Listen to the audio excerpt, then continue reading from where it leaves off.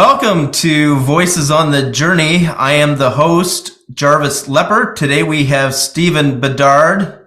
Welcome to the podcast. Thanks for having me. And I'm looking forward to our topic today. We're looking at autism and the church. And thank you for sending your bio. I learned in your bio that you are a co-pastor in Nova Scotia. Is that rumor true? That rumor is true. I am a co-pastor with my wife. Does that mean she's your boss? I can neither confirm nor deny. Can we bring her in to give some feedback on that?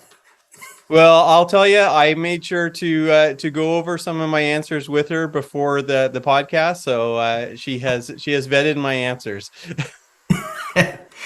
And you have a Doctor of Ministry from Acadia Divinity College. I graduated there too, long time ago, 2006.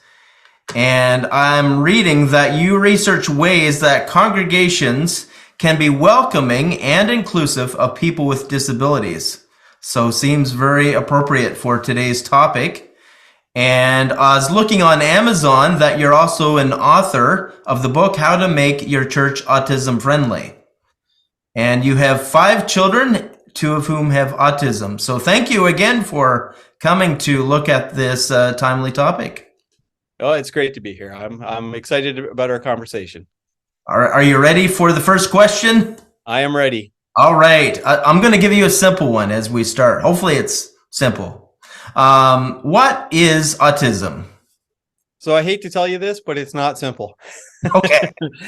In some ways, that might be the hardest question that we wrestle with today, because there are numerous ways to go about answering that question. So I'm going to give you 2 answers to that. The first one would be the medical model. And so someone who is seeking a diagnosis, they would look at to see what symptoms would be there, and they would be looking for deficits in the area of socialization, learning, and also communication. And if they saw those deficits, they would recognize that there is a neurological issue going on that is causing that. Now, there are some forms of autism that don't have the communication part.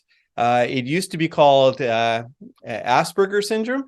That in the most recent diagnostic and statistic manual, that Asperger syndrome has been removed and has been kind of incorporated into the autism spectrum disorder. But those other 2 are generally there. So that's the medical model. But many people within the autism community are not necessarily comfortable with that. They might see that as a starting point, but not really an adequate definition of what autism is. And so they might go with what we would call a neurodiverse definition. And neurodiversity is an increasingly popular term. It's not limited to autism. There's numerous other things that can be placed within neurodiversity. ADHD would be one. There's many others as well. And basically, it's an acknowledgement that there are certain people who think differently. Their brains are wired in a different way, and that might cause some issues. So the example that I think of is comparing it to different operating systems. And for a long time, I was a PC guy. I always used PCs, and that's just the way it was. And I spent decades doing that, and I learned how to do everything, and I knew where everything was, and everything just made sense. And for some reason, I got into my head that I was going to switch and become an Apple guy. And so I bought my first Mac, and I had no idea what I was doing. Now, it doesn't mean that the Windows operating system was any better than the Mac one. but I didn't know where things were. So simple things like Control Alt Delete, which was my go-to. If anything wasn't working on my PC, it was Control Alt Delete. But you can't just do that on an Apple. There are different shortcuts that are used. And so that when you try to use a Mac based on your knowledge of a PC, you'll face some problems, and it would be the same thing vice versa. There have been times I've had to go back to a PC and I forget how to use that. So for many people, when it comes to autism, it would be simply about having a different operating system for the brain.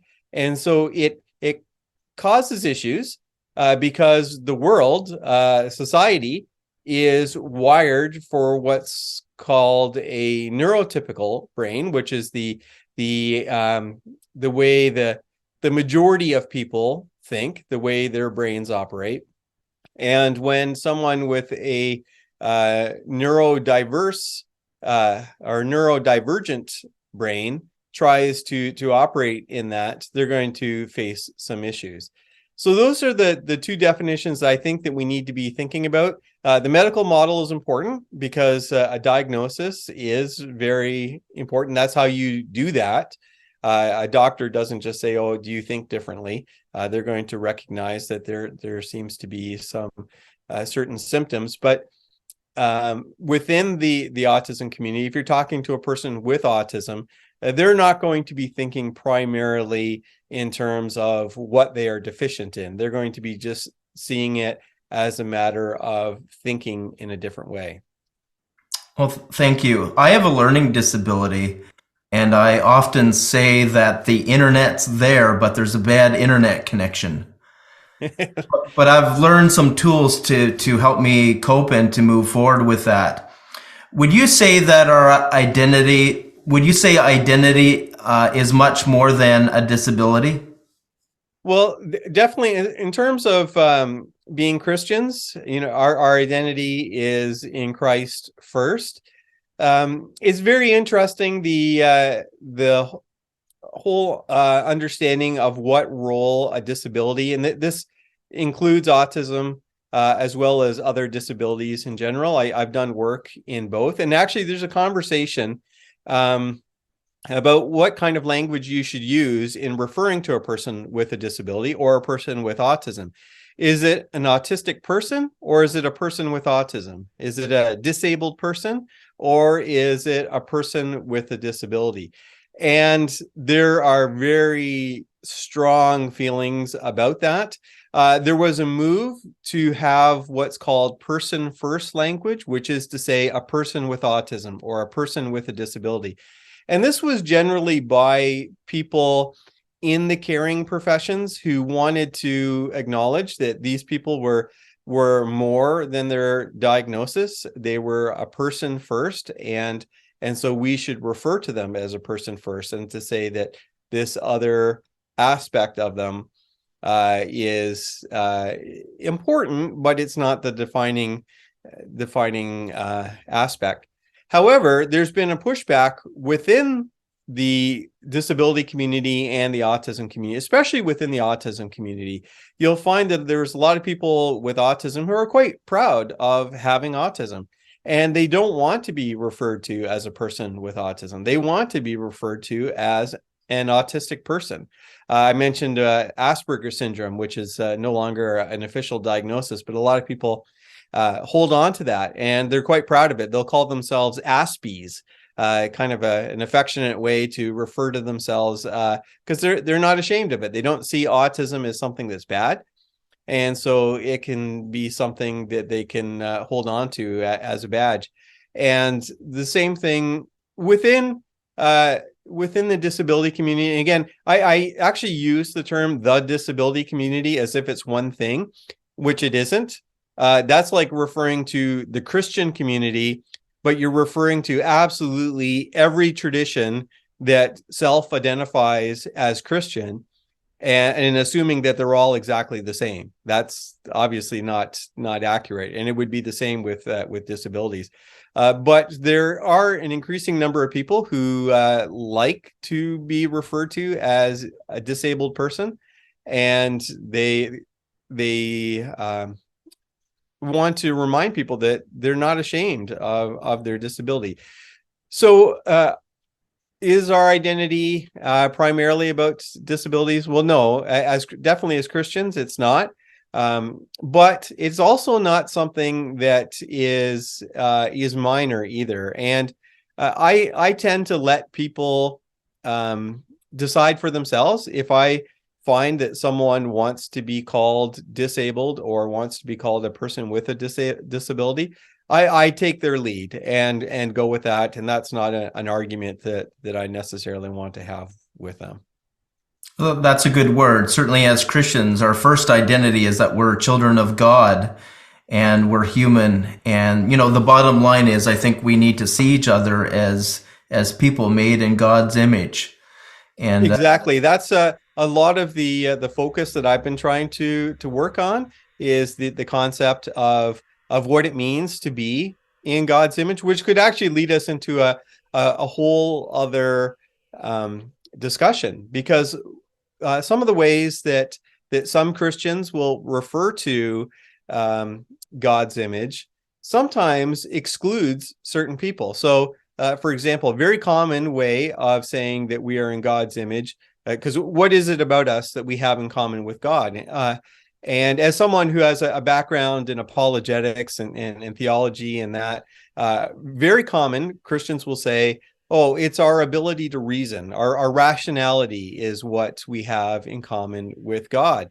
So what does that mean for someone who has a profound intellectual disability, who doesn't seem to operate primarily in the area of reason and rationality? Do we then conclude, well, that person reflects the image of God less than someone who is, say, a philosophy professor or someone who at least does not have an intellectual disability? We wouldn't want to say that. So what do we do with that? And so there, again, we could have an ongoing conversation. I would just point out that how we use those terms are important, because words matter, and people will hear the words we use and be listening for who we think or who they think we are excluding from that definition. And hopefully we're not excluding anyone. Thank you for providing such a great answer to that question. What are some ways to support parents at church with autistic children? For instance, if the child feels overwhelmed with music, if the music is too loud, how can we support the parents and even the children? Yeah, that's a great question. So you mentioned that I'm a pastor. I did take some time off from pastoring, and what had happened was I had been pastoring for years. We had 2 young children with autism, and most of the time, actually, my wife didn't even come to church because as the children got older, it became more difficult to bring them, and so she would stay home from church, and she would stay home with the children, and I would bring our non-autistic children to church. And then I took this break from church, and we ended up we wanted to attend church again, and we wanted to attend as a family. And so we met with the pastors of that church, and basically we had just a sit down and just talked about what the needs were. And that really is the first step, because you can't know just by knowing that there is a diagnosis what the needs are going to be. If people don't remember anything else I say, it's that if you've met one person with autism, you've met one person with autism. That's really important, because autism is very unique.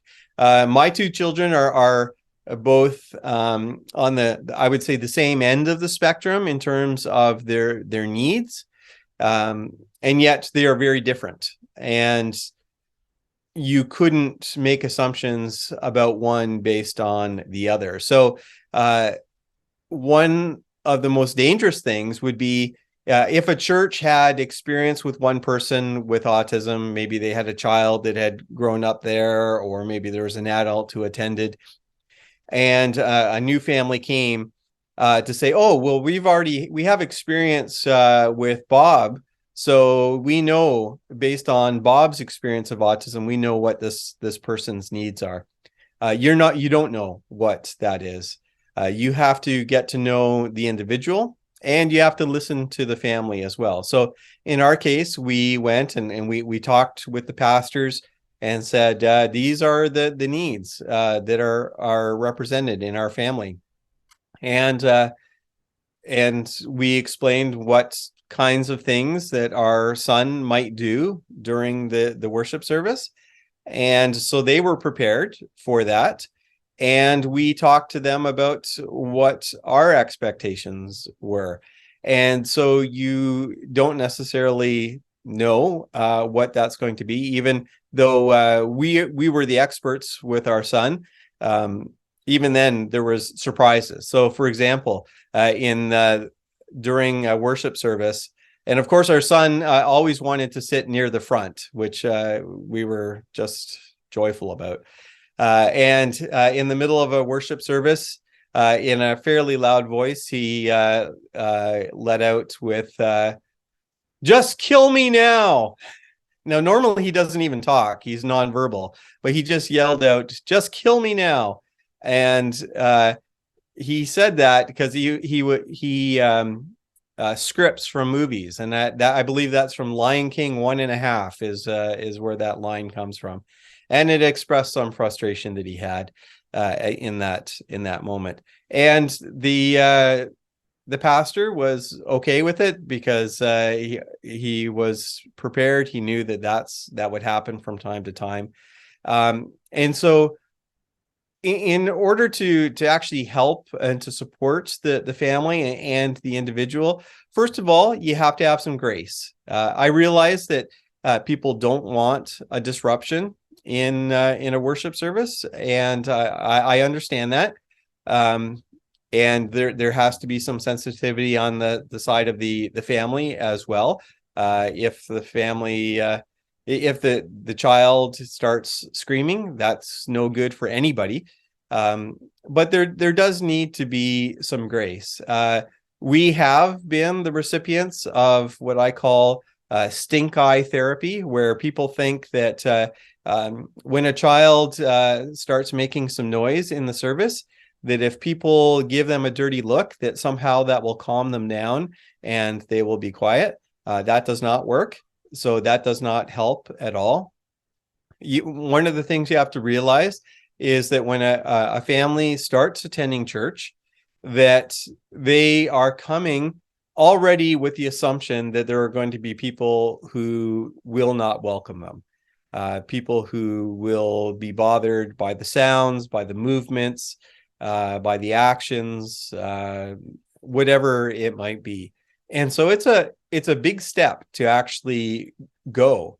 You mentioned that I did my doctor of ministry on being welcoming and inclusive, and I interviewed a number of people who had children who were actually asked by the congregations, "Do not bring your children back. We do not want them here." And that is just devastating to families. I talked to one parent online, and their child with autism had a meltdown a number of years beforehand, and so they did not bring the child back because the church told them not to. And the parents went back to the church leadership and said, our child has come a long ways, and we would really like to bring him back to church. And the leadership said, no. Based on what we saw a couple of years ago, that child is not welcome in our church. So those kinds of fears are always there. So responding with grace is really important. And having conversations with the parents to find out why is it that the music is triggering the child. If it's that the music in general, that style of music in general is triggering, then you'll have to find alternative ways for that child to participate, and maybe that child can't be in the worship service, but it could be something fairly minor that is going on. Maybe it's the sound person is having an issue at that time, and there was some feedback that has made the child upset. You don't necessarily know. So I would say have communication with the family to find out, is this a solvable issue, or is this a persistent issue? Is this just this is not going to work, and so therefore we need to free up someone who can do respite with the child elsewhere? And you don't start with that option. That's got to come from the parents. But if that's what needs to happen, then that's what needs to happen. But it might be something simple. And if that's simple, then you can figure it out. But have some grace, and just realize the chance that people took in actually trying to come out to the church. You know, sometimes as the church, we will say, come as you are, except if you're poor. Come as you are, except if you're a prostitute. Come as you are, except, oh, we don't want the special needs children. How do you deal with that stink eye, those judgment looks? How do you, Stephen, respond to that when that happens? Yeah. So in general, when I've been the pastor, I haven't had to deal with it too often. I've been blessed that in the current church where we're at, we don't have anyone with an intellectual disability, but in my previous church we did. But that church had for years people attending, and it was just a very welcoming and safe place. But I'll go back to my experience as a parent during that break for ministry, because there was one Sunday where our son he hums. That's what he does when he might feel overwhelmed by the sensory issues that are going on, and so he begins to hum. And I believe that particular Sunday there were some people that were getting annoyed that he was making some noise during the service, and people were giving us the look. And the pastor, who is actually now an Atlantic pastor, he moved over here to join the Canadian Baptist of Atlantic Canada even before we did. Anyways, he stopped in the middle of his sermon and said, "Isn't it great that everyone is welcome here?" And he took the initiative to acknowledge, first of all, that this was happening, and then he put it into context that the fact that there is someone making some noise here reflects that is a congregation that's trying to be welcoming, and sometimes there's a cost to that, and not everyone is open to that, but he was proactive, and that meant a lot. And so for us, that overpowered any dirty looks that we might have gotten because of the way he responded in that way. Good word. Some churches strive for perfection, which is different, I think, from seeking excellence. How can pursuing perfectionism as a church hinder the church reaching out to autistic children? So this really comes down to what our theology of worship is. And when I talk to people about being inclusive in terms of disabilities in general, people want to start off with the kind of practical stuff. What programs do we have to put in? What policies need to be there? And I'll say, hold on a minute. we need to actually start with our theology. And our theology of worship is a big part of that. So I would want to ask the basic question of, why are we worshiping? And for some congregations, worship is a part of their outreach, in the sense of they want to have a very good production that a person who's going to come, they check out the website, they're kind of interested in church, they come, they visit on a Sunday morning, and they're just impressed with the production. They're impressed with the quality of the band, the quality of the singing, the PowerPoint presentation, the lighting, and all of that. And they're going to say, wow, this is really good. I am impressed by the quality of this, and therefore I want to be a part of this church. And there's nothing wrong with that. I believe, as you say, excellence is a positive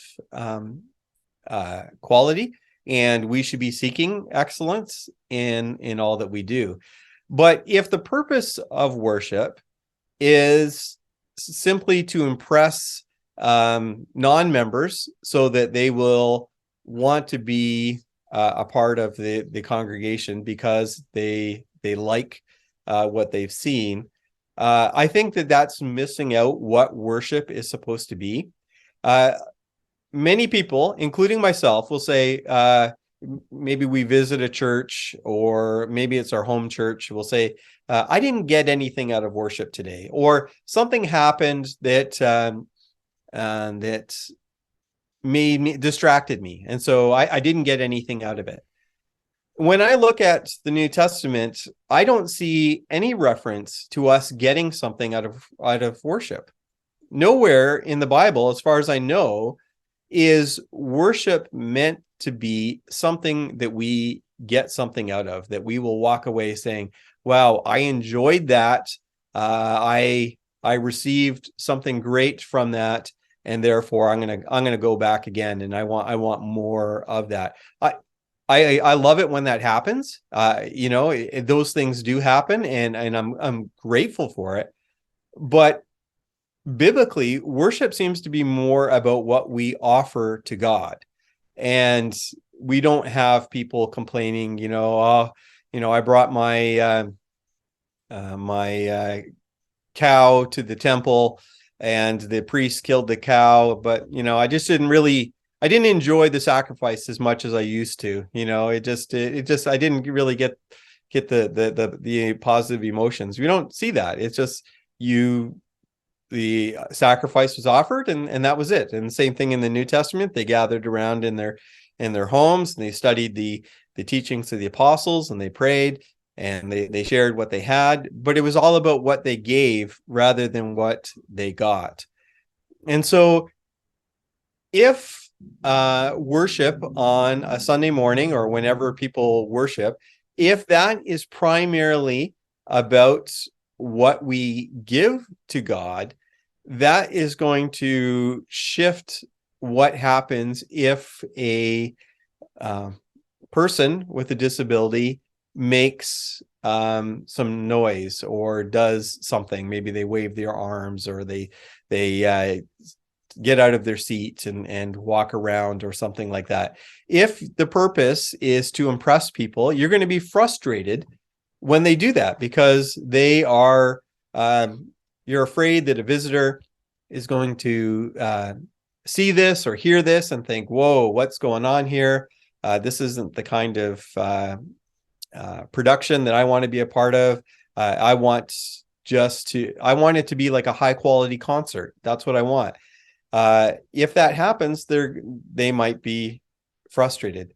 But if it's about what we give to God, then maybe if a person makes a noise during the service, or they get up and walk around, that doesn't really disrupt true worship, because it's not as if God is in heaven saying, I tried to receive the worship from that Baptist church, but that kid with autism, he kept walking, and I was so distracted that I couldn't receive any worship from that church.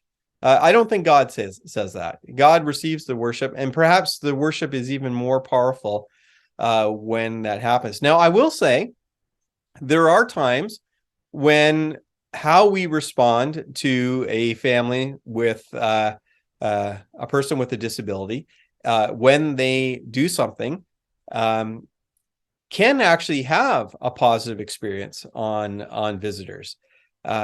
At my previous church, I talked to one couple, and they talked to me about their very first Sunday at that church, and it happened to be a Sunday in which Teen Challenge was there, and they had these young people sharing their experience about being delivered from addiction.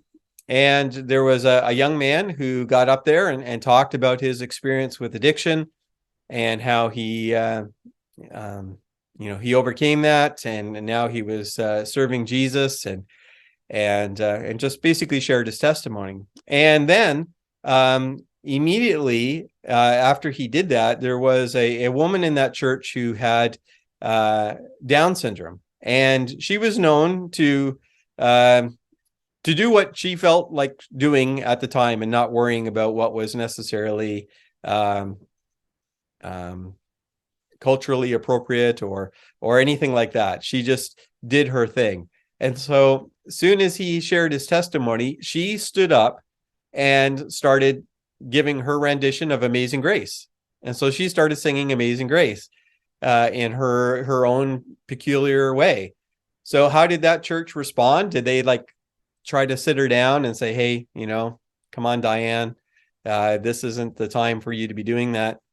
They didn't. Instead, the people in the congregation stood up and they sang Amazing Grace with her. And this lady that I was talking to, she said that was her first Sunday there. And when she saw how they were with that woman with Down syndrome and how they responded in that way, she said, this is the church I want to be a part of. And so decades later, she was still at that church. So we just have to be aware of that. So definitely aim for excellence. You don't want to do things not seriously. If we love God and we value our worship, let's do it the best we can. But that doesn't mean that we can use perfectionism as an idol and say anything that gets in the way has to be removed, which is when we get these stories about people with disabilities being told not to come to church. I remember probably 5 or 6 years ago, I was in a worship service. The music is playing and there's a child with autism. They walk to the front of the service, get up on the stage, and shout out to everyone, Jesus is here. And that touched my heart. And I think it's wonderful to include them in our services and to be sensitive to any needs that they have, sensitive to the needs of the parents as well. Stephen, what is the best way to equip church volunteers with children with autism so we're not being reactionary? So I would say a couple things that I've already talked about. One would be to, first of all, to just realize that autism is a spectrum and disabilities in general. And that just because you have some understanding of one person with autism or one person with a particular disability, that doesn't mean you know the answers. Everyone is an individual, and so you have to be aware of what it is. So communication is key.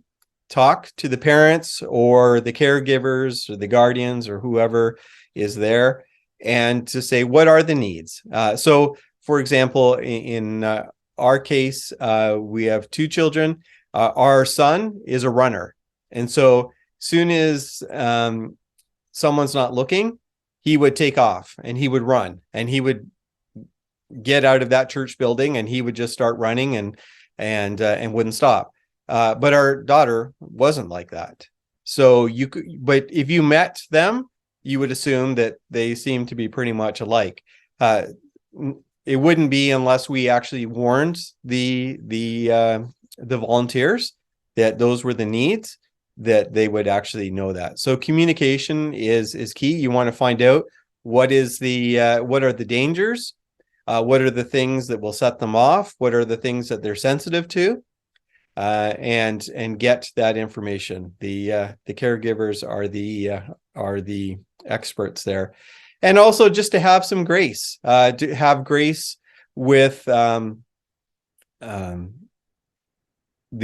child, grace with the parents, and grace with yourself, because as a volunteer, you're going to make a mistake. But that doesn't mean that you give up. You just continue to do the best you can, and try to make the place a welcoming atmosphere for the entire family. Now, sometimes churches are getting new members. Sometimes there's new children with autism coming in. So do you see it beneficial maybe every several months, once a year, to have a session together with your volunteers to review needs? I know each person is different, as you said. Are there certain programs? Are there certain programs or anything else that you'd like to add to that as we work with our volunteers?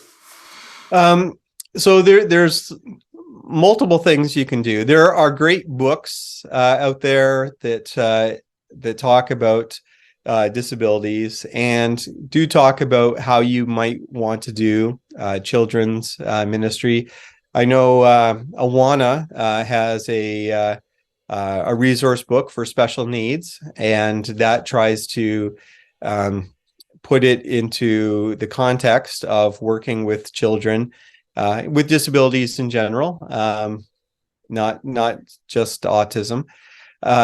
But I would also give to have a regular training event like that, but have a parent come and talk from their perspective, to share what their need is, and what their experience has been. I think that would go a long way, and just continually looking for new resources that are out there, because you're never going to get to the point where you are fully informed and fully trained, because there's always going to be new things going on. Even if you focus completely on autism to the exclusion of all other disabilities, you're still, even after decades, are not going to have gotten to the end of the knowledge that's necessary. So you just keep on trying, and see what you can do. I imagine when you were working on your book, you came across a lot of different resources for the church. And what's the name of your book again, so people can have access to that? Yes. How to make your church autism friendly is the name of the book.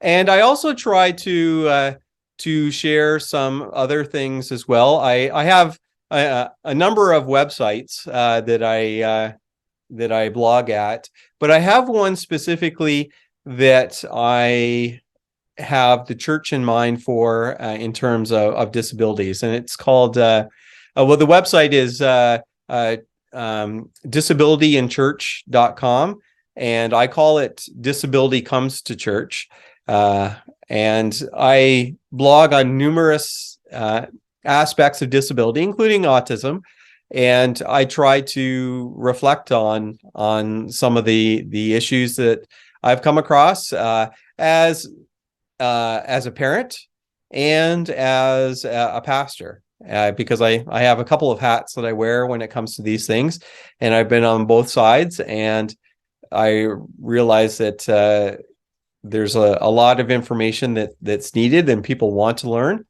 and so I try to point people in the right direction for resources. So I'd encourage people to check that out. Okay, thank you for sharing that. How should parents talk to their children about autism? Well, I would want parents to emphasize the fact that being autistic is not being broken. So sometimes in trying to head off the danger that their children might be bullies or might say bad things to a child with autism or any other disabled child, they might start by kind of starting with a posture of pity. Be nice to Johnny. He's got a bad disability, and it's not his fault, and just show pity in that. And that's not a very helpful way. I understand where it's going. It's better than bullying, but it's got its own set of dangers. So to see a person with autism as someone who is different, and whose brain happens to be wired differently, and that means they might respond in an unexpected way. That's probably the best way to talk about autism, and to focus on that rather than on what the child with autism doesn't seem to be able to do, because it's very possible that child can do certain things that the non-autistic child can't do. So don't just focus on the deficits. You can talk about the person as being different, but the diversity is good. Yeah, and we want to be careful with the language that we use. If we're talking to a 6-year-old, we want to make sure we're using language they understand. Yes. Absolutely. What does hospitality look like when a child with autism comes in the church and you're struggling what to say or do? Is it more of a verbal response you want to give to them? Each person is different, I know. Could you give some examples of what hospitality can look like as they're coming through the church doors? So first of all, what I would say is speak to the person with autism first. So that person might be coming in. Maybe they're coming in with their parents, but maybe they're coming in with a caregiver. We've had people come who are in group homes. In fact, our son is in a group home, and both our son and our daughter are in group homes. But our son in particular, for quite a while, at least before COVID, he was brought to a church by workers in the group home, and the temptation is when they come into the church that you're going to speak to the worker, because you're going to get more of a response. Our son is nonverbal, and so you're not necessarily going to get an easy conversation with them. So the temptation is to talk to the caregiver. Don't do that, at least not right away. It's not that you have to completely ignore them, but talk and address the person with autism and say, "How are you doing?" And if they don't say anything, that's fine. And next week when you see them, say, "How are you doing?" You don't say, "Well, no, I asked last week and they didn't respond, therefore I'm not going to talk to them." I'll give you an example. Again, at this previous church, we had a young man with autism, and so I would see him, and I would always say hi, and I would use his name, and he would completely ignore me, wouldn't even look at me, but I wouldn't give up. And so I would keep doing that every Sunday, and then I would see that he would give me a side glance, and that was it. I'm like, well, that's progress. We're making some progress here. And then the next time I said hi, he looked right at me, and I'm like, okay, this is good. And a few weeks later, I said hi, and he grunted when I said hi. And by the time I was done with this, he actually approached me, and it was after the service, and he wanted coffee and he wanted help getting his milk and sugar. And so he was able to ask me to help him with that. But that came about by persistence. I didn't just give up saying, well, this person is not talking to me the way I would normally want a conversation. So what's the point of investing? So that's what hospitality looks like: being persistent, being patient, being sensitive, and having an openness to maybe the person is going to communicate in other ways, and maybe they never will communicate verbally. They might not ever say hello, but maybe there'll be a grunt.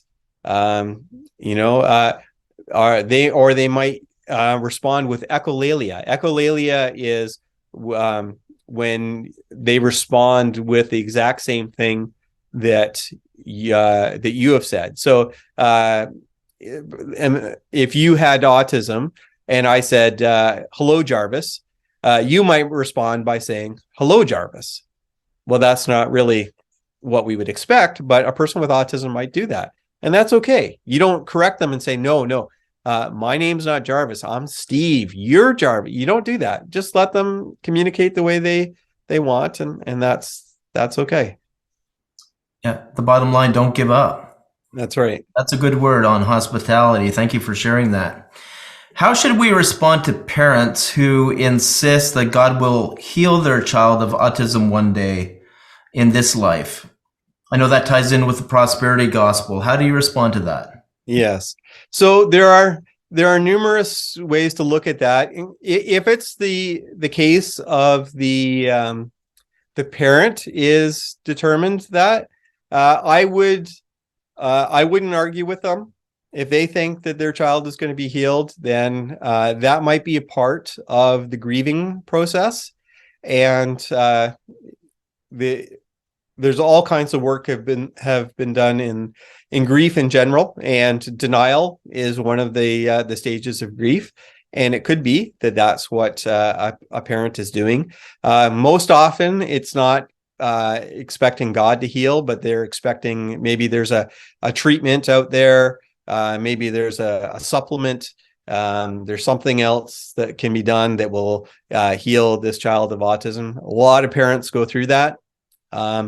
You can't talk them out of it. It's just a natural way of going about it. On the other hand, if you are the parent who is accepting that this is happening, one of the worst things is when other Christians come and say, listen, your child can be healed. And we had that. We had friends who got frustrated with us saying, why do your children still have autism? All you have to do is ask God and they're done and it's healed. It's as simple as that. You just say, God heal them and in Jesus' name, and it's done. And that's not necessarily the way it works. So you don't do that. If you really feel like you really want that child to be healed, then you privately pray in your own prayer life for healing, and you do that. But if it's a parent that's convinced of it, just love them, care for them. But I wouldn't argue with them, because it's just a natural step in what's going on. You mentioned that there's grief attached to autism. I know you wrote on that recently. Can you unpack that further? Sure.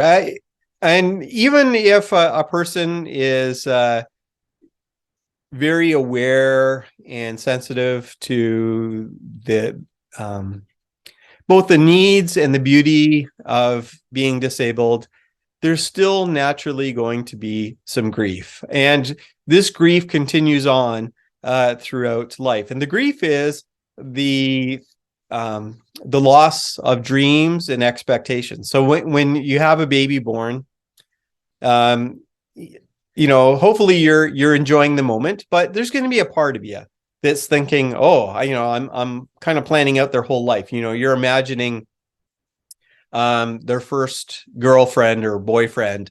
You're imagining teaching them to drive. You're imagining, what are they doing? What are they going to do in university? What career do they want? Are they going to get married? Are they going to buy a house near you? And depending on what situation, and just because you have autism doesn't mean that this is not going to happen, because plenty of people with autism are married with children and have careers and multiple university degrees and so on. So there's having an autism diagnosis doesn't mean this is not going to happen. But for some needs, that's what happens. So for our children, when they first were diagnosed, the difference between them and their peers was not that great. There was enough to receive a diagnosis, but in general, they were pretty close. But every year, the gap between them and their peers grew, and so we have continued to watch that. And so when my son turned 16, and a lot of my other friends, they were teaching their children to drive, and I realized he's never going to drive. I'm like, oh, this is kind of hard. Or when they were graduating from high school, they graduated from high school, at 17. And I'm not sure actually the way it is here, but our children are in Ontario, and their children with disabilities continue in high school till the age of 21. And they don't do academics, they do kind of life skills kind of thing. And so I'm watching my friends' children graduate from high school and to begin university or to begin college, and then that's not happening. Now they're 20 and 21, and again, some of my friends, their children now are children who our kids played with when they were toddlers. They're getting married, and our children are not going to get married. So those things are naturally going to happen, and that grief is real, and it has to be embraced and worked through and prayed through, and it's just going to happen. And some parents deny that their child has autism. Is that because they don't want to face the grief? I think that's a big part of it, for sure. There's that. So there's two things. I think that not wanting to face the grief. So again, we talked about denial. Denial would be an important part of the grief process, and it's okay to have that denial. It's not moving past it, which is the problem. As a stage, it's very healthy. The other thing is parents feel guilty. Did they do something? Was there something wrong? Because there was a time when the activity of parents was especially the mother, unfortunately. It used to be that one of the main causes of autism was considered to be refrigerator mothers, that the way they treated their children led to autism. So there is that guilt. And again, I know that there's nothing that we did that caused autism, but when things are bad, there are moments where you think, could I have done better? Did I make a mistake? Did I miss something? Is there a treatment that could have been happened or whatever? So you don't necessarily want to go there. And so denying that the child has autism can avoid that whole process of working through what you might have done or not done. Okay. As we come to a close, I'm wondering if you could speak to the parents right now who might be feeling discouraged with their children, not knowing what steps to take. Maybe they feel judged by others. Could you speak some encouragement for them right now? I'll say, first of all, it is hard. It can be very, very hard. You don't know what is going on. You receive a diagnosis, and oftentimes you put so much effort into getting the diagnosis that almost feels like the end point, but it's not. It's the beginning. And then once you get the diagnosis, that tells you almost nothing about what to expect about the future for your child. And so everything is uncertain. People will try to give you advice, and I guess I could maybe shift the word over from addressing the parents to addressing the support networks of parents, to say, don't give advice. Don't pass on, oh, I hear there's this miracle drug or this special supplement or this diet or this prayer card or whatever. Don't try to give advice, because you don't know. you don't know what they're going through. And oftentimes, even as pastors, we want to solve the problem rather than to allow the person to work their way through it. So to be very careful with that. But as to going back to parents, you're going to hear these things. People are going to say, do this, don't do that. You're wrong. You shouldn't have done that. And ultimately, you have to do the best you can. You need to, to do your homework, to learn, because you're learning not just about autism, but learning how to be a advocate. And that advocacy is going to continue on right through their lives. Again, our children are adults. We still need to advocate for them. They don't even live in the same province as us, and we still have to advocate for them all the time. And so you learn to do that, and you have to have grace for yourself that things are going to be hard. But I will say, as a parent of children with autism and without autism, excuse me, as a parent of children with autism and without autism, parenting is hard in general. I wouldn't necessarily say that the autistic children were harder. I don't know what to do with any of my children. It's a challenge every day for all of them, and their futures are uncertain, just as uncertain as our children with autism. And so we just try to do our best and love them and pray for them, and have grace for ourselves. We're going to mess up. We're going to make mistakes. We're not perfect. And just trust that God's going to be a part of the process in some way. And the last thing I would say to parents is to rejoice in the good things that do happen and don't miss them. Sometimes we're so busy comparing, I wish that they would hit this milestone at this time. And if you focus on that, you'll miss some of the amazing stuff that will happen. We saw just some incredible things that I would almost call miracles in our children's lives. That if we had focused on what they couldn't do, we would never have been able to enjoy them when the good things happened. Well, thank you for providing some great answers to these questions on this podcast. And I'm thankful that you took your time to do this, because I think this will be a helpful resource for other churches as they journey forward in this area. So thank you for coming on here. Thank you for having me. This has been great. And thank you for being interested in this topic. I hope that other churches will learn from your example, that you are looking to equip your people and to equip yourselves to be a safe place for people with autism and for other disabilities. And I hope that other churches will take the same steps. All right. Well, thank you.